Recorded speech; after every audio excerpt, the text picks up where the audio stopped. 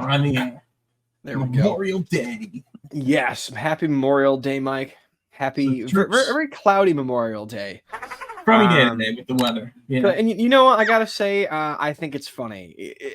Like, here's the thing. Let me explain. As somebody who has worked pretty much my entire adult life in service industry, namely hotels, I rarely ever get regular people holidays off. Like I've had to work a lot of New Year's and Christmases and July 4ths and Halloweens and all this stuff. And so whenever it rains on like a Saturday afternoon, I just think it's funny. Because you know, it's like, screw you guys and your real schedules with your 9 to 5s. You know, I like it when it's nice on a Tuesday when all me and my fellow folks who work for tips are off from work. You know, that's sort of how I feel about it. So I just think it's fucking hilarious that it was a 3-day weekend and everyone's looking forward to the long beach weekend, and there were 2 beach days, and then the extra day was just crap, and that's funny to me. I don't care. New Jersey was crowded as usual. They should have a cutoff of what time you can enter or exit New Jersey. You want to build a wall around New Jersey? What's that? You want to build the wall around New Jersey? We can do that. Yeah, let's put a bunch of Igor Shesterkins around New Jersey, and we'll just keep people out.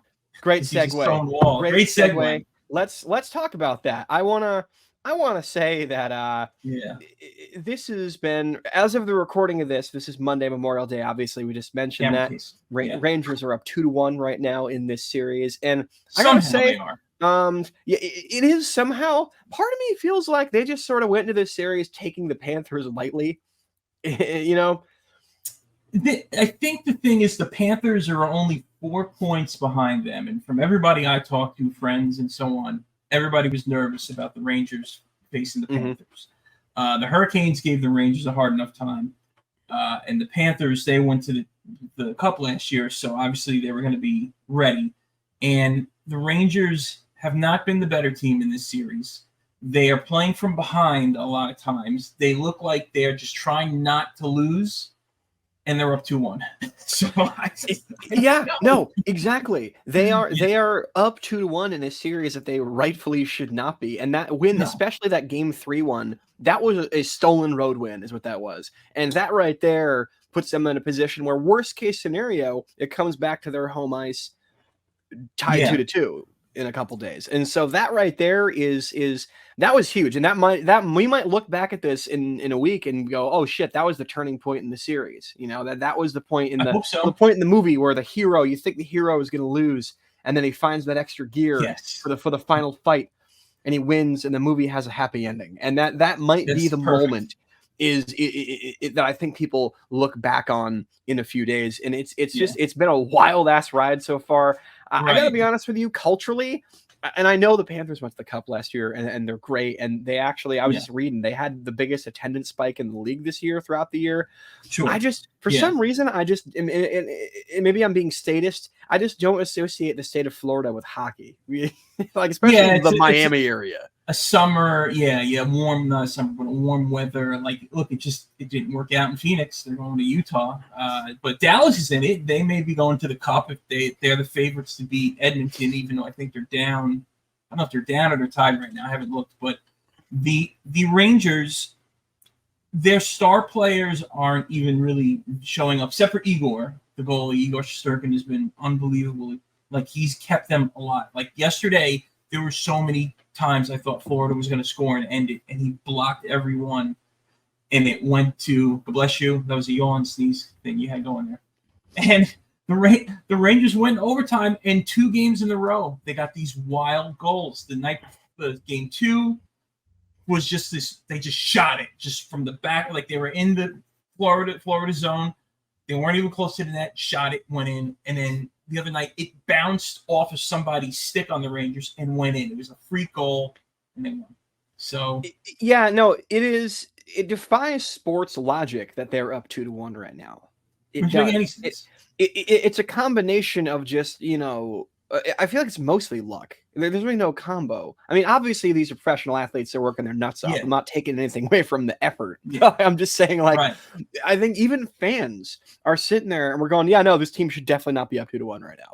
Like everybody, you just kind of unanimously agrees, which does kind of scare me and make me very nervous for the remainder of what goes in. Can they capitalize on the fact that they are now up a game that they don't deserve to be is sort of the question of the week that we're going to find out. So yesterday I called WFAN. Steve Summers was on. Now, Steve Summers, for those of you who don't know, has been retired, but he's been popping on every now and then, and he's been coming on Sunday nights recently during this playoff run with the Knicks and the Rangers. 30 years to the date I started listening to WFAN in 94. My dad's like, you got to hear this guy on the radio, Steve Summers, talking about the Knicks and the Rangers. That's when I started listening to sports radio. Here we are 30 years later. Even though he's retired, Steve has been coming on. He's a huge Ranger fan, a huge Knicks fan, a huge Mets fan. But to hear him on the radio talking about Rangers in the playoffs and the Knicks, it's like even if he popped on as a guest with Keith McPherson, because Keith took over his show, Keith has done that. It's great to have him on and hear his take. It was a hilarious show. I got to call in and just say hi, and he was saying the same thing. It was just they have one thing I will say, a positive. Their slogan is "No quit in New York," and they do fight to the end. They don't give up. Even like the end of the third period yesterday, they could not get out of their own zone. Like Florida was there for like the last half of the third period. Like you swear, you would think the Rangers were on a power play, but they weren't. It was that, or they were on a penalty kill, but they weren't. But it was so bad. But they went to overtime. They were up 4-2. It became 4-4. They blew the lead. Go to overtime and then win. So by the grace of whatever, God or somebody, they won. Oh, we can leave religion out of play. God, grace of Memorial Day. I mean, who knows? Maybe God himself is a Rangers fan. That would be that. Hey, it makes sense the way they're winning. It's just so divine. It's like that movie Angels in the Outfield, where there's That's exactly angels down on the rink who are just pushing the puck around. That honestly, that would not surprise me if somehow they figured it out at this point. It would just be like, oh yeah, no, that makes perfect sense. That actually explains how they're winning these fucking games. That's how it goes. There's a great T-shirt by that guy, Super 70 Sports, and it's Jesus in goal, and it says Jesus saves. And he's come back. I've seen that. I think I've seen people wearing that in real life. That's a very funny. Maybe Igor saves. I want that shirt. Yeah. So that's a very funny. Yeah, and what's even interesting is the Rangers won the Stanley Cup in '94. In 04 they didn't go.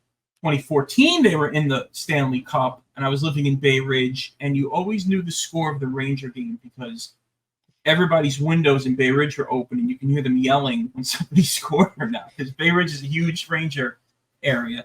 And now 10 years later, again, I can't believe it's been 10 years, God, but 10 years again, they are in the playoffs in the Eastern Conference Finals, so we'll see. So what you're saying is every year that ends in 4 is when we need to start getting excited. It's just pretty much that's when the Rangers seem to do.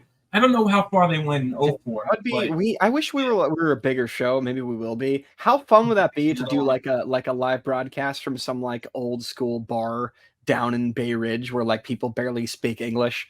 And we can do it from our phone. That would be so fun. Have like a show style setup. That would be so fun because those people would be into it, man. You throw some money down, get a few rounds for everybody, some drink specials. That'd be fun, man. Because I like those kind of neighborhoods that are kind of relatively unchanged from 20 years ago, as opposed to like some of the neighborhoods that are just completely sort of, for lack of a better term, evolved in New York City. So yeah, that'd be really cool. Still pretty big. Yeah, it's mixed. It's a very big Italian area, but it's more mixed now than it's far enough from Manhattan that people aren't gonna. I mean, most people are not gonna live all the way down there and commute in for whatever job they have to do. It's still like an hour. I did it. It was an hour. That was after Hurricane Sandy. It was still an hour by subway. Yeah, that's right. Insane. You were down there with all the Italians. So.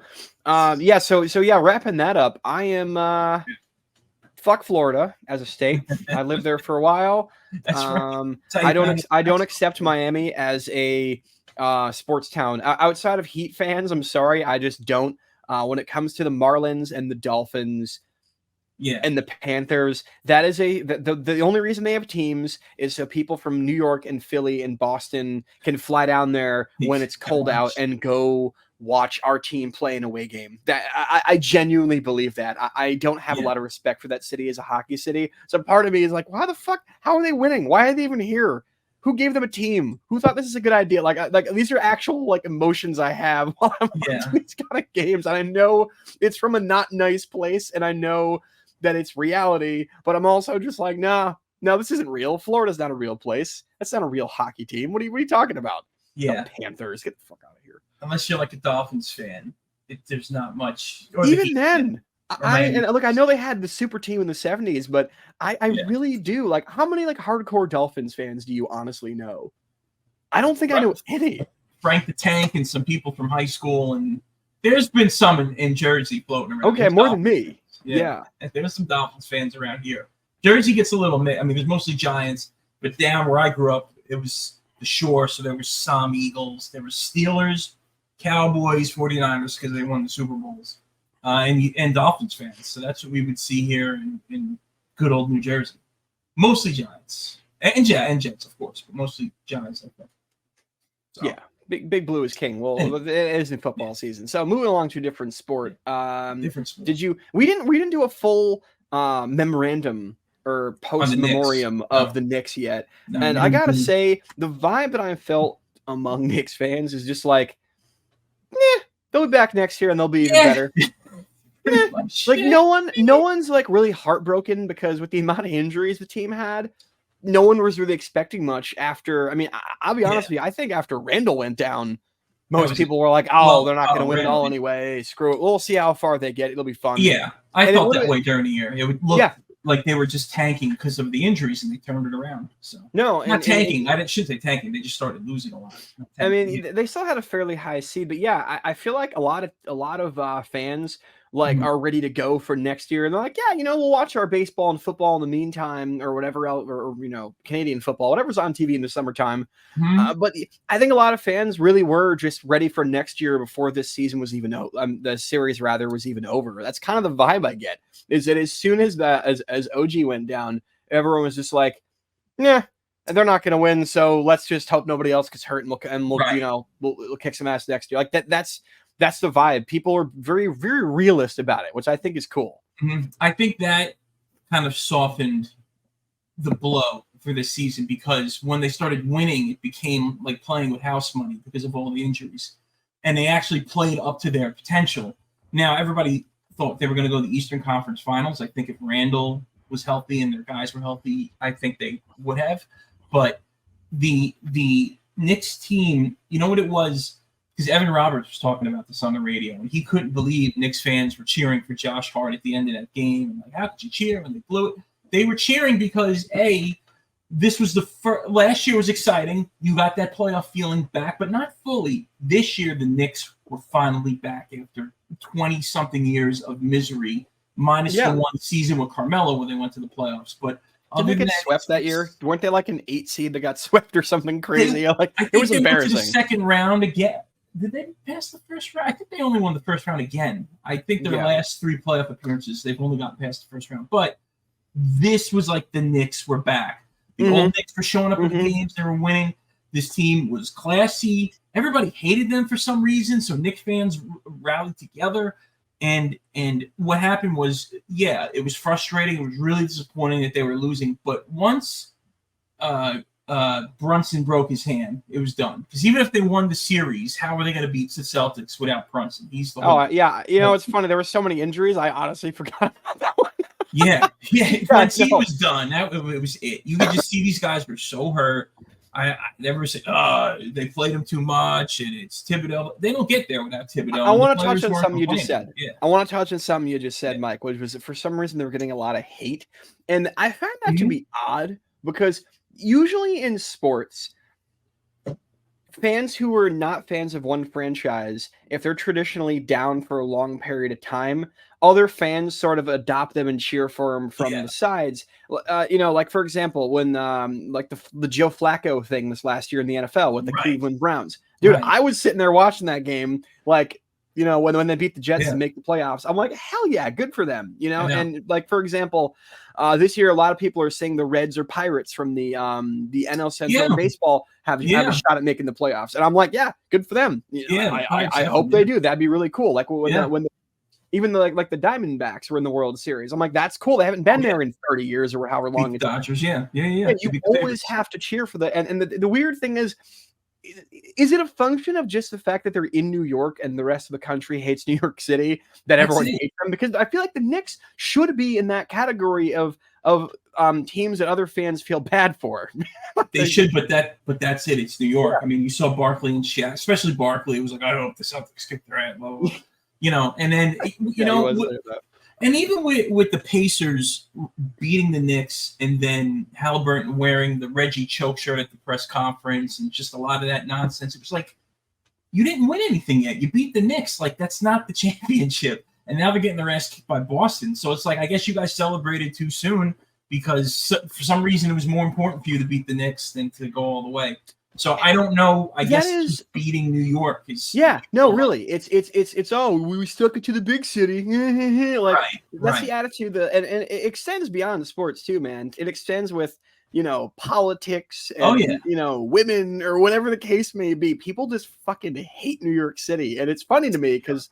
And like, I understand hating New York City. New York City is a shithole. It's full of loud, obnoxious people. There literally is garbage in bags just on the sidewalk as you're walking down the street. I know. Okay, it smells terrible all summertime. Yeah, I was just going to say, it smells terrible all summertime. Everyone here is opinionated. Everyone here is a go-getter. Like, I completely understand not liking this place. Yeah. But when it comes to the Knicks, it's like, man, there's no empathy for the sports teams in this city. Like, and not to change it to baseball, but even when like the Astros got caught cheating against the Yankees, there was a large contingent of fans who were just like, yeah, fuck them. It was the Yankees. Fuck them. If it were any other team in the league, they would have been completely like, oh, F these guys, kick them out of the league. But because it was against the Yankees, it was against New York, people were like, oh, good. We're glad it happened like that. It's well, like, screw you guys. That's the famous Broadway play. Speaking of New York, Damn Yankees was all about how the Yankees would always win. So it's all that's New York. But you know what? The other thing about New York is, despite all that, it's still the greatest city in the world. Capital of Earth, baby. People love it more than they hate it, and they hate it a lot as much as they love it. But it's always like love hate, but the love is like here. So, and we'll take all the smoke. We can handle it because. We're just very confident. Call it cockiness, but it really is because New York is. This is what I've been trying to express in the past few shows. New York is put up or shut up. It's like we don't want to win for superficial reasons. It's just like this is what you're supposed to do, so go do it. And it's that to me, I think, is a positive thing. No, it's exactly. It's the attitude of a city. Yeah. You know, in New York, you go out there and you apply for a job, you expect to get it. You're hitting on some girl, you expect her to say yes. You New York, man, the expectations are always high with sports, with life. And that is, again, that extends upon what we were saying a minute ago, why the rest of the country hates this place. It's hard. It's you got to be, you got to be a dog. You got to show up and you got to put the work in. Hopefully good things happen around here. Like that is it's a city full of people who haven't given up yet. That's kind of the vibe for those of you who've never been here. Maybe I will even say it's people like me. I don't want to speak for you, but I'm sure you can relate, especially from comedy. We've given up multiple times, and we're still here because we're crazy enough to think we could still do it because we like it. It's just whatever we're doing in life. It's like this is just. This is what you do here. It's that speech from the movie Rocky Balboa with where Milo Ventimiglia is playing Rocky's son, and he's telling him, he's like, life is not about how hard you can hit; it's about how hard you can get hit and keep going. That is the New York, and granted, that's a Philly movie, but that is kind of. Well, he's from New York, Stallone, so he is from New York in real life. It's the New York mentality in so many ways. As far as so that's kind of to bring it back to sports. That is kind of the attitude that all the Knicks fans have. It's like, we took a big ass hit, but you know what? This 4/5 of the starting rotation was hurt. The team's coming back next year. If they make a couple of big splashes in the offseason, not to mention they've got some serious draft capital, this team is going to be right back where they currently were, probably better a year from now. And everyone has that excitement and that confidence. And that's what the word you used a minute ago, Mike, which was soften the blow of the loss. Right. That is exactly the vibe that I'm feeling from every Knicks fan I've talked to. They're like, it sucked, but you know what? Everyone was hurt. Get them next year. Let's go. Let's do it. We're back. Next year, though, I will say, we're going to be a lot if they don't win, it's gonna get ugly. Oh, yeah. No, I don't know the about a championship. expectations. If they do not get to the Eastern Conference Finals, it's gonna get ugly. It's gonna get New York ugly. I'd have to say they have to make the finals next year. They don't have to win it, but they they got to make it, because I'm telling you, man, the expectations are going to be nobody's Knicks, cheering. what they were supposed to be for the Jets this past year, because everyone expected them to compete for a ring, and I think that I think this next year is going to be the expectations at just sky high. So, and by all accounts, the Knicks are a year ahead of schedule. They weren't even supposed to be a playoff team last year. It was supposed to start this year in terms of the plan that Leon Rose and the front office set out. So the only bad thing about all this is that we don't get to hate on James Dillon as much as we used to. And anyway, well, because what's also good about that? What's happening is he's under accusations of some horrible stuff right now, sexual misconduct. So people are like, good, finally somebody's after him. Not that it's good something bad happened, but people just you feel bad for the women or men that happened to. I'm not sure. You just hope he goes away. Yeah. But two, it feels like he's not involved. All those bad years, it was always James Dolan's, because it was never a problem with the Rangers because the Rangers would win, and Dolan owns them. But you always got the sense if he didn't.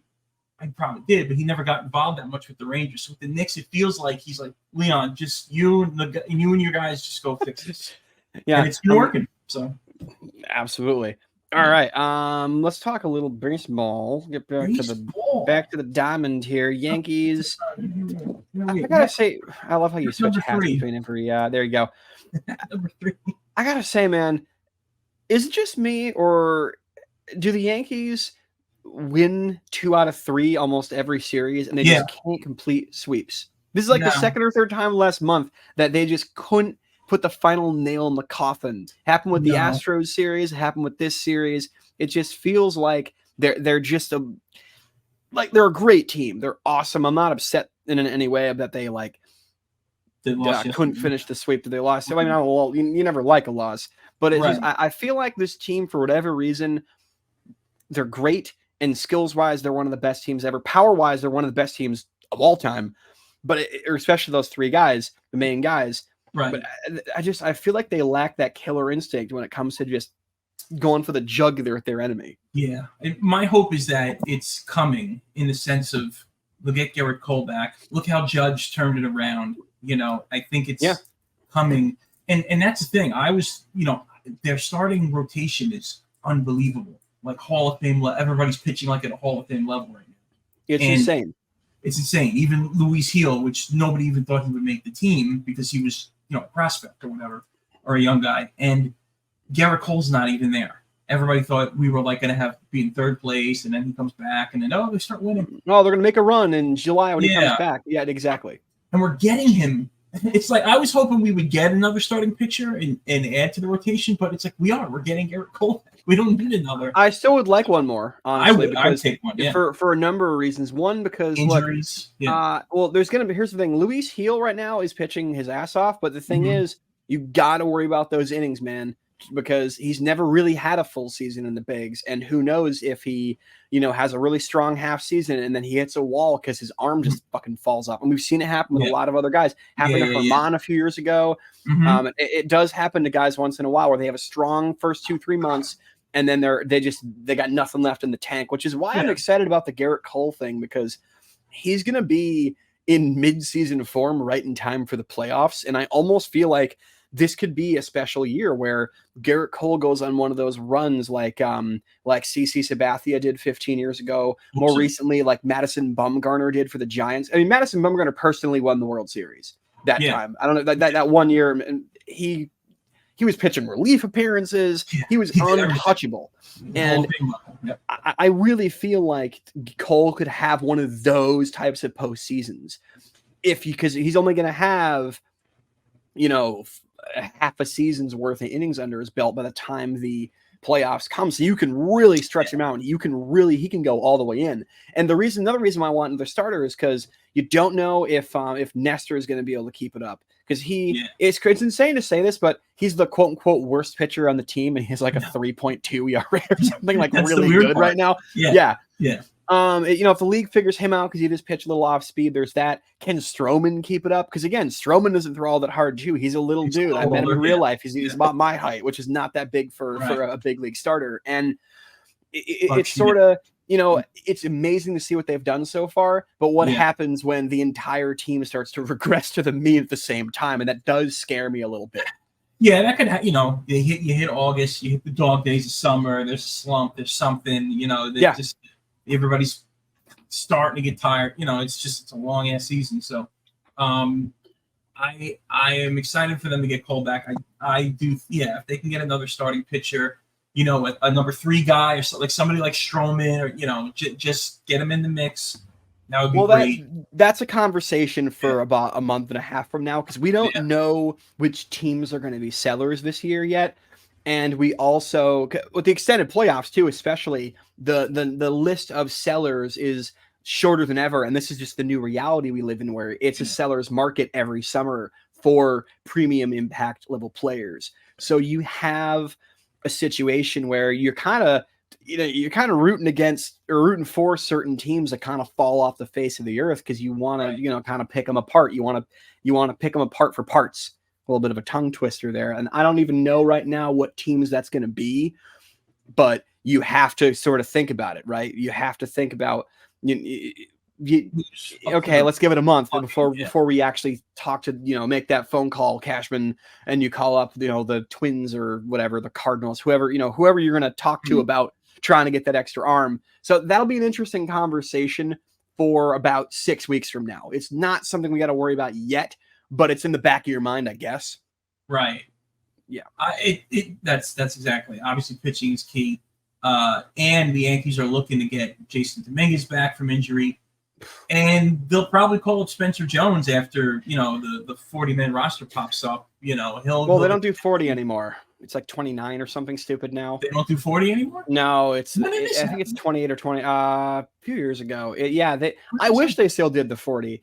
I don't know why they don't, because the 40-man and it's a stupid Manfred rule, because Rob Manfred's the dumbest fucking commissioner in the history of sports. But it's one of the things that they did. They compressed the September rosters now, which is stupid, because it used to be, if you have the 40-man, because in September, if your team is making the playoffs, you rest your regulars, you bring the kids up, you let them get their feet wet while you avoid injury, so your stars are ready to rock in October. Or if your team's out of it, you call up your kids to give your fans something to watch for the last month, to say, hey, the future could be bright.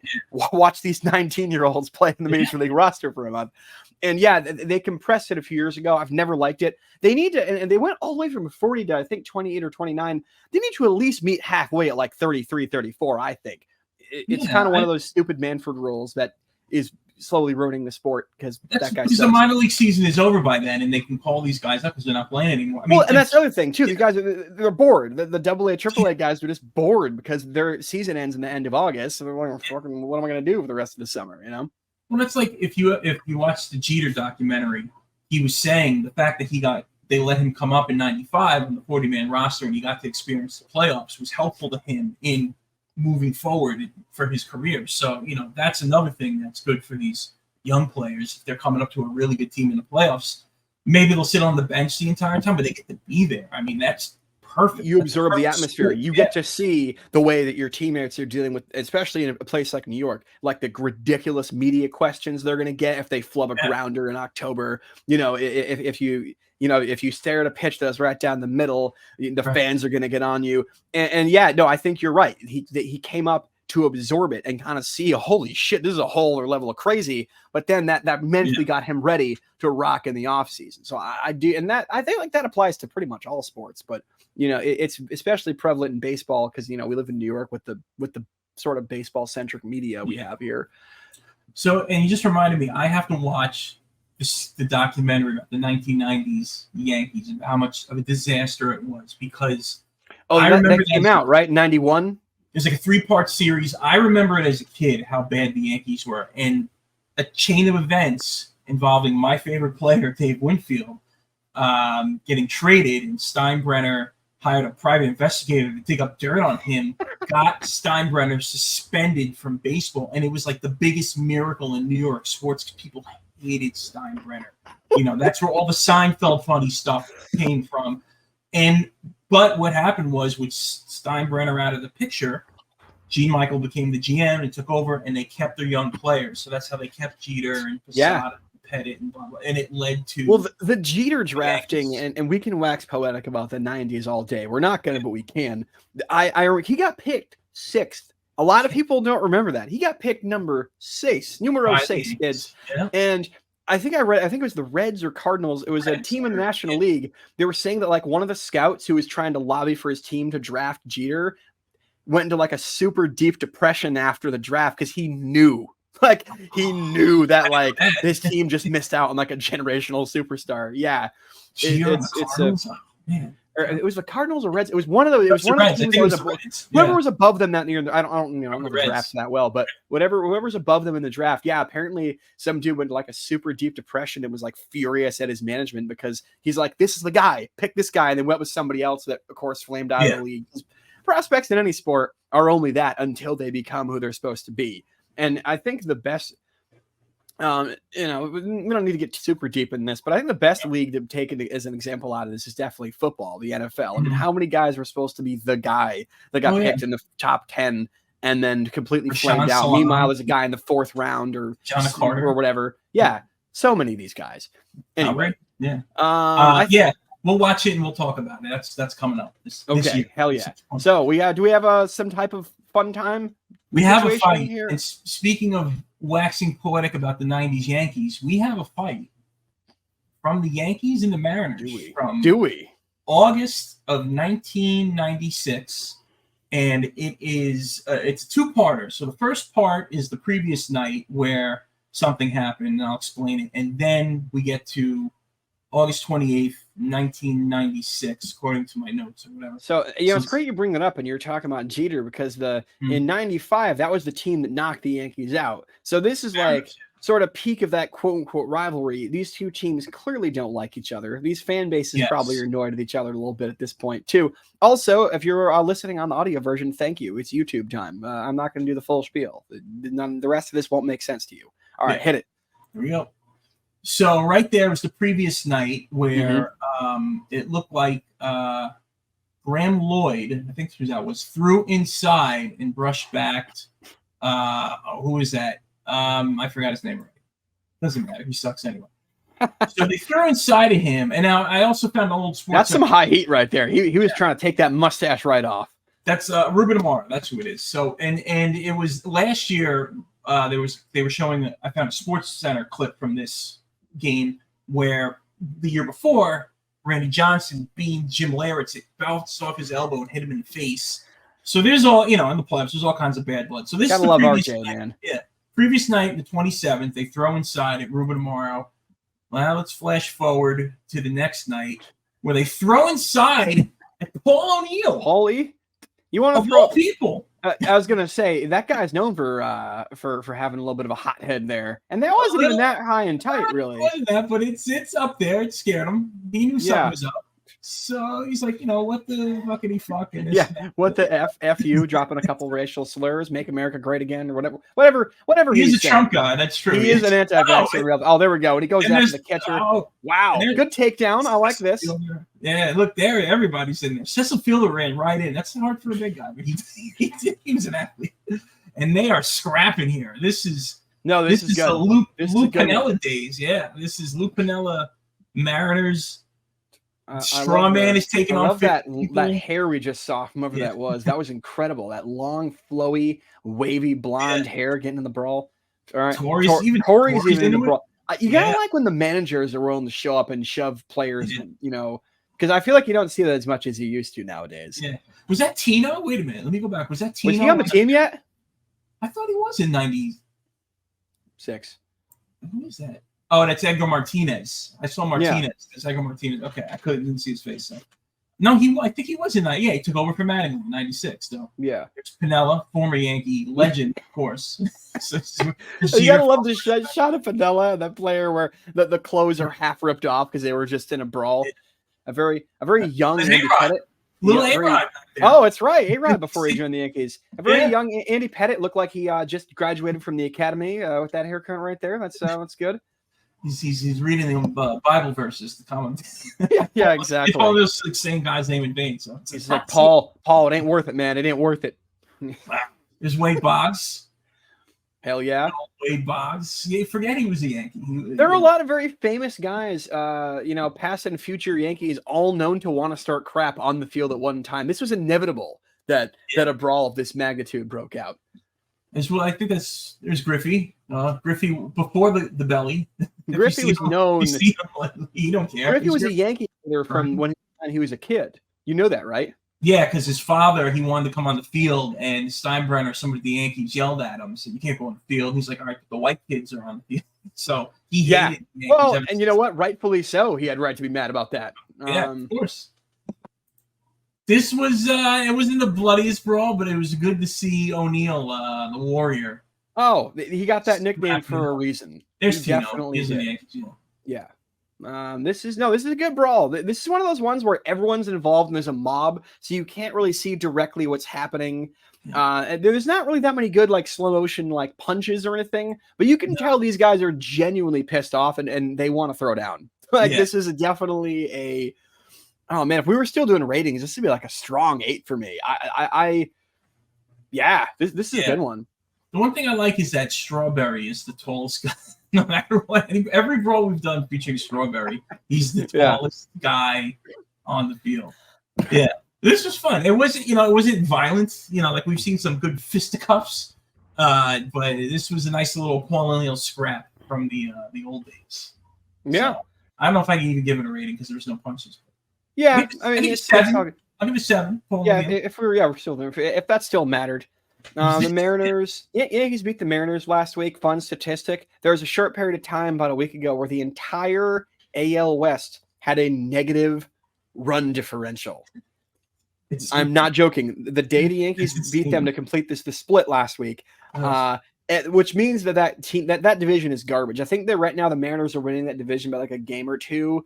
Because they're like right at 500 pretty much. Yeah. Trash division. They're only going to get one playoff team. It's going to be very funny when it's the Astros again. And it's going to make me very upset when the Astros come in with the automatic 3 seed, winning 84. They win 84 games. And then the Yankees won 101, but the Orioles in the division, we have to go play there. That's going to bother me. I've been saying this for a few weeks already. But I'm saying it in May. Geographical location shouldn't matter, but that's how they do it. Yeah. Yeah, well, no, it's the fact that baseball doesn't reseed and they give division winners automatic seeding, even though some of them are trash. It's usually the Central Division, but this year the Guardians and Royals they're showing up to play, and we'll talk about them at some point. I gotta find a guy. There's a Guardians. There's a Guardians brawl I found, but I couldn't rip it because there was an age restriction. So YouTube is really cracking down on sports brawls. They are. They saw we were ahead of our time, and now we're getting screwed over. Anyway. All right. Thanks for listening, people. This was fun, Mike. I'll talk to you soon, man. Maybe later this week. Who knows? All right. We'll talk to you later, man. Peace.